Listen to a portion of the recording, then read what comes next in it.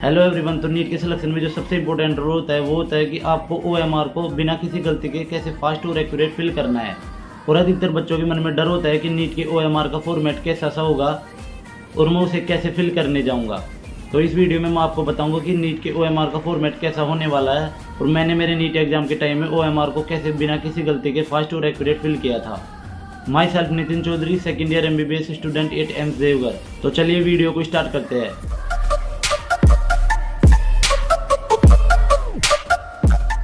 सबसे पहले आपके पास OMR का फॉर्मेट कुछ ऐसा होगा। तो सबसे पहले इसमें आपको अपना रोल नंबर फिल करना होगा। इसके बाद जो बुकलेट के नंबर होंगे जो आप अपने नीट के पेपर पे देखेंगे उसको यहाँ पे फिल करना है। बुकलेट का कोड होगा उसको यहाँ पे फिल करना है कि क्या कोड का है, PQ ऐसे कुछ कोड लिखे हुए आते हैं उनको यहाँ पे फिल कर देना है। उसके बाद यहाँ पे आपको आंसर शीट पे यहाँ पे कुछ नंबर लिखा हुआ आएगा उसको यहाँ पे आपको फिल कर देना है।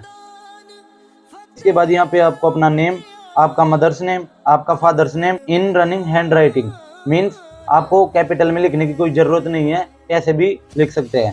इसके बाद यहाँ आएगा आपका left hand thumb impression and इस कॉलम में आपको कुछ नहीं करना है। यहाँ पे जो इन्विजिलेटर होंगे वो अपना साइन करेंगे। तो ये तो बात हुई अपनी OMR का कैसा कैसा फॉर्मेट रहेगा। अब अपन बात करते हैं कि आपके क्वेश्चन पेपर में 200 क्वेश्चन होंगे। उनमें से जो फिजिक्स के क्वेश्चन होंगे वो 50 होंगे, केमिस्ट्री के 50 क्वेश्चन, बॉटनी के 50 एंड जूलॉजी के 50।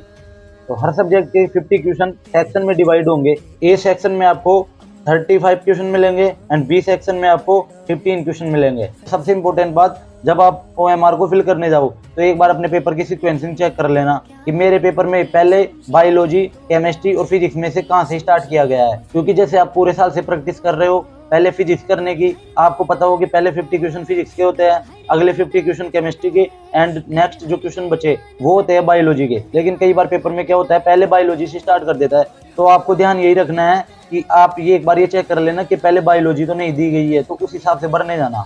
तो जैसे मैंने आपको पिछले वीडियो में बताया था कि पेपर को एक साथ सोल्व करने मत जाना, उसको राउंड्स में अटेंड करना है। तो जैसे ही आपके पेपर का फर्स्ट राउंड हो जाए देन उन सब क्वेश्चन की OMR फिल कर लेना जिनको आपने फर्स्ट राउंड में अटेंड किया हो। तो इससे क्या होगा, जैसे आपने 90 मिनट में 100 क्वेश्चन अटेंड कर लिए एंड 10 मिनट में उनकी OMR भी फिल कर दी तो आपका कॉन्फिडेंस बढ़ेगा। उससे क्या होगा, आपको लगेगा कि मैंने मेरा 60 से 70% NT को दे चुका हूँ और बचा हुआ 30 से 40% अब मैं बचे हुए 100 मिनट में NT को देने जाऊंगा।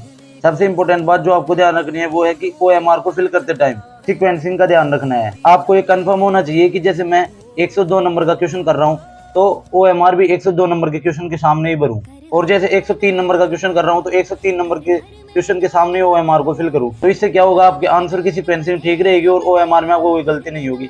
और एक सबसे इंपॉर्टेंट बात आपको ध्यान ये रखना है कि जब आप राउंड को फिल करने जाओ तो राउंड को प्रॉपर अच्छे से फिल करना है। वो जो पहले से ये OMR में मार्क दे रखा है उससे बाहर नहीं जाना चाहिए। और देखो यार, मैंने तो मेरे नीट एग्जाम के टाइम में जो OMR फिल करने की स्ट्रेटजी थी वो कुछ ऐसे रखी थी कि पेपर में जैसे मैंने 112 नंबर का क्वेश्चन देखा हल्का सा मार्क कर दिया, 113 नंबर का क्वेश्चन देखा हल्का सा मार्क कर दिया, देन नेक्स्ट क्वेश्चन को देखा हल्का सा मार्क कर दिया, देन नेक्स्ट क्वेश्चन को देखा थोड़ा सा मार्क कर दिया, देन नेक्स्ट अगले क्वेश्चन को देखा मार्क कर दिया। ऐसे करके मैंने सब क्वेश्चन को मार्क कर लिया था और बाद में पेपर को साइड में रख के इनको प्रॉपर फिल कर दिया था। तो यार इससे देखो, मेरे को तो ये सबसे इजी तरीका लगता था OMR फिल करने का और इससे मेरा काफी टाइम भी बचा। और देखो यार, ये तरीका मेरे को सबसे इजी लगता था क्योंकि इस तरीके में जैसे मैंने 114 नंबर के क्वेश्चन के सामने सेकंड ऑप्शन को हल्का सा मार्क कर दिया, लेकिन जब बाद में मैंने देखा कि यार मेरी सीक्वेंसिंग थोड़ी सी गलत हो गई, मैंने 115 नंबर के क्वेश्चन को 114 नंबर में फिल कर दिया, तो मैं उस मार्क को छोड़ के उस क्वेश्चन को आराम से पूरा फिल कर देता था। तो आपको ये नहीं डरना है कि यार हल्का सा मार्क होने से कहीं मेरा क्वेश्चन गलत तो नहीं हो जाए, उससे क्वेश्चन गलत नहीं होता है। मेरी नीट एग्जाम के टाइम में मेरे साथ ये हुआ था 200 नंबर के क्वेश्चन में, उसका आंसर जैसे था ऑप्शन 3 और मैंने ऑप्शन 2 में हल्का सा मार्क कर दिया था। इसी वजह से मेरे को बाद में पता चल गया कि यार इसका ऑप्शन तो थर्ड होना चाहिए, तो मैं प्रॉपर थर्ड को फिल करके आया था। तो आपको ये नहीं डरना है कि यार हल्के से मार्क होने की वजह से कहीं मेरा क्वेश्चन गलत तो नहीं हो जाएगा। और देखो यार, मेरे नीट एग्जाम के टाइम में मेरी तो यही स्ट्रेटजी थी OMR को फिल करने में। तो मैंने आपको बता दिया कि OMR का फॉर्मेट कैसा सा आएगा और आपको इसको फिल करके कैसे जाना है। होपफुली आपको इस वीडियो से जरूर हेल्प मिली होगी। तो सभी को नीट एग्जाम के लिए ऑल दी बेस्ट। अच्छे से नींद लेके जाओ, अच्छे से पेपर करके आओ, बिल्कुल टेंशन लेने की जरूरत नहीं है। यदि आपने पूरे साल ईमानदारी से मेहनत की है तो आपके रिजल्ट को कोई नहीं रोक सकता और आप आराम से नीट 2024 में सेलेक्ट हो जाएंगे।